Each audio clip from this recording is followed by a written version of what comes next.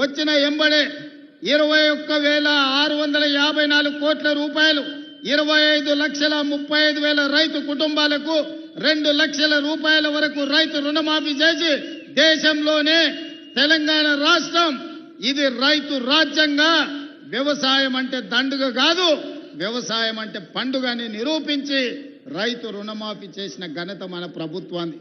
ఇవాళ రైతు భరోసా ద్వారా 9 రోజుల్లో 9,000 కోట్లు 70 లక్షల పైగా రైతుల ఖాతాలలో 9 రోజుల్లో 9,000 కోట్లేసి రైతులను రాజులను చేయాలన్న ఆలోచన ఈరోజు కాంగ్రెస్ పార్టీ చేస్తుంది.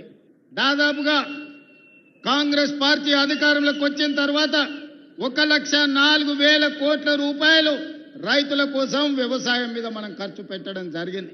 అదేవిధంగా ఇక్కడ మా అక్కలు మా ఆడబిడ్డలు ఉన్నారు. అక్కలు పండుగ నాడు అమ్మగారింటికి పోవాలన్నా లేకపోతే అమ్మవారిని దర్శించుకోవాలన్నా ఇంటి ఆయనను కన్న కొడుకును కిరాయి పైసలు అడిగే పరిస్థితి. అందుకే మా ఆడబిడ్డల అమ్మవారిని దర్శించుకోవాలన్నా లేకపోతే అమ్మను పోయి చూడాలన్నా ఆర్టీసీ బస్సులో ఇవాళ ఉచిత ప్రయాణం ఇచ్చినాం.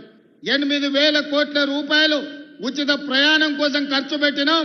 దానికి మీ అభిమాన నాయకుడు ఇక్కడి శాసనసభ్యుడే పొన్నం ప్రభాకర్ గారి మంత్రివర్గంలో ఈరోజు ఆడబిడ్డలకు ఉచితంగా బస్సు ప్రయాణం